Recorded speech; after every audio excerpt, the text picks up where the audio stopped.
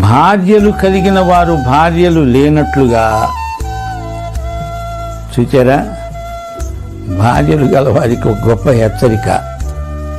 నా భార్య, నా పిల్లలు, నా కుటుంబం. కానీ భార్యలు కలిగిన వారు ఇక భార్యనే సంతోష పెట్టడం కోసం, కొంతమంది పెద్ద పెద్ద ఉద్యోగాల్లో ఉన్నారు.